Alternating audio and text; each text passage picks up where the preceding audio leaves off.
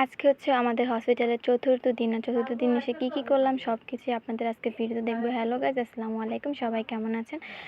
আশা করি সবাই ভালো আছেন। আসলে আমাদের মন মেজাজটা একদমই ভালো নয়, কারণ বাবাটা খুবই অসুস্থ, আমার কলিজার পাখিটা। তো আমি আর আমার ছোট ভাই তো যাচ্ছি হসপিটালে, কারণ আম্মু গতকালকে থেকে ছিল, সারাদিন আসে নাই বাসায়। তো আমি এখন বিকাল, এখন বাজে প্রায় 5টা। তো এখন আমি আর আমার ছোট ভাই রওনা দিয়েছি যাওয়ার জন্য। আর আম্মু বাসায় চলে আসবে, কারণ আম্মুর পায়ের অবস্থা অতটাও ভালো না, মানে পায়ের অবস্থা খুবই খারাপ। তো সেটা নিয়েই নাতির কাছে ছিল গতকাল রাত্রে, মানে গতকাল দিনেই চলে গেছে, সারা রাত্রে ছিল, এখন আজকে সারা দিন ছিল। তো এখন আমি আর আমার ছোট ভাই যাইতেছি, কারণ আমারও মানে হঠাৎ করে হসপিটালে থাকা আর রাত্রে না ঘুমানোর কারণে সবাই মানে অসুস্থ হয়ে গেছে। কথায় বলে না, রুগীর সাথে মানে লোকজন থাকলে তারাই অসুস্থ হয়ে যায়, এরকম হয়েছে অবস্থা। তো সারাদিন আমি আর যাইনি, আম্মুই ছিল। তো এই কারণে আমি আর আমার ছোট ভাই বিকালবেলা চলে আসছি। মাঝখানে আব্বু আইসা দেখে চলে গেছে। তো আম্মু আমার জন্য ওয়েট করতেছিল যে আমি কখন যাব, তারপরে আসবে, কারণ একা তো রাইখা যাওয়া যায় না। আর আমার বোন বাবুরে একদমই সামলাতে পারতেছিল না, মানে হিমশিম খাচ্ছিল, খুবই কান্নাকাটি করতেছে, মানে খুব খিটখিট হয়ে গেছে। তো সবাই জানে আর এখনকার জ্বর ঠান্ডা খুবই খারাপ। তো সবাইকে সব বলতেছে যে বাচ্চাদের জ্বর ঠান্ডা হলে 3 দিনের বেশি যদি জ্বর না কমে, তাহলে অবশ্যই ডাক্তারের কাছে যাবেন। মানে আমাদের মতন ভুল আর কখনোই কেউ করবেন না। আর ফার্মেসি থেকে কোনো অ্যান্টিবায়োটিক ঔষধ তো খাওয়াবেনই না, দয়া করে বাচ্চাদের দিকে একটু নজর রাখবেন সবাই।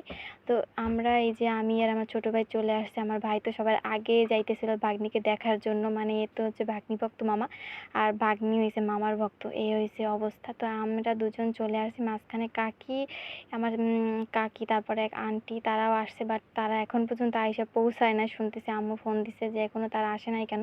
তো পরে ফার্স্টে আমরা ভিতরে ঢুকতেছি, ভাই তো আগেই চলে গেছে তার ভাগ্নিকে দেখার জন্য, দৌড়ে চলে গেছে।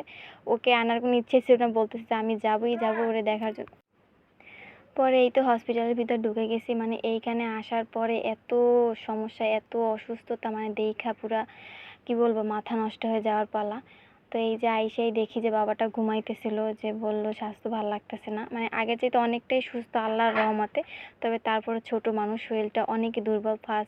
তারপরে এই যে গ্যাসের মেশিন, তো ফার্স্টে আমরা যেখানে সরকারি গ্যাস দেওয়া হয় ওইখানেই নিয়ে লাইনে দাঁড়াই গ্যাস মানে দিতেছিলাম, কারণ ওরাই গ্যাস দেওয়া যায় না, ও প্রচণ্ড কান্না করে আর মানে খুবই জিদ দেখায়। তো এই কারণে গ্যাসের মেশিন আমরা ভাড়া করছি। আপাতত কি করব, কিছু করার নেই, কারণ ওইখানে গিয়ে দেওয়া যায় না। এদিকে আমার বোন গ্যাসের ঔষধ মিক্স করতেছিল গ্যাস দেওয়ার জন্য। গ্যাসের টাইম হয়ে গেছে 6 ঘন্টা পর পর গ্যাস। ওদিকে কাকিদের খুঁজে আনতে আনতেছে, কাকিরা মানে আইসে আমার আগে আসছে, বাট তারা খুঁজেই পাচ্ছিল না। তারা সারা হসপিটাল খুঁজছে, শিশু ওয়ার্ডে যে কোথায় কি। তারপরে এই যে বাবা তো সবাই দেখা ওই যে উঠে গেছে ঘুম থেকে, ঘুম ক্লিয়ার নেই, এই জন্য একটু কান্নাকাটি করতেছিল। পরে যে আমরা গ্যাস দেওয়ার জন্য সব কিছু রেডি করতেছি, কারণ 6টা বেজে গেছে। এদিকে মামা দেখাইতেছে আমি দিতেছি তুমি দেখো, আর সে তো পুরাই ভয় পাইতেছে, যে কান্নাকাটি করতেছে। গ্যাসের মেশিন দেখলি আর মাস্কটা দেখলেই হয়েছে তার, তাইলেই কান্নাকাটি শুরু হয়েছে। কি যে কষ্ট যে পাইতেছে, মানে আমি, আম্মু, ওর মা, মানে আমরা তো পুরো কান্না করে দিছি। ওর এই গ্যাসের এই দেখেন কত কষ্ট, এটা টানতে যে প্রচণ্ড কষ্ট।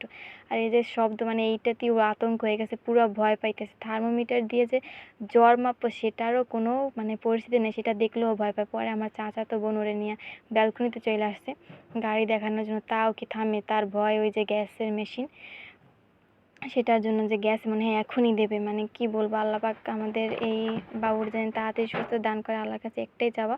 তো আজকের ভিডিও এই পর্যন্তই। আল্লাহ হাফেজ।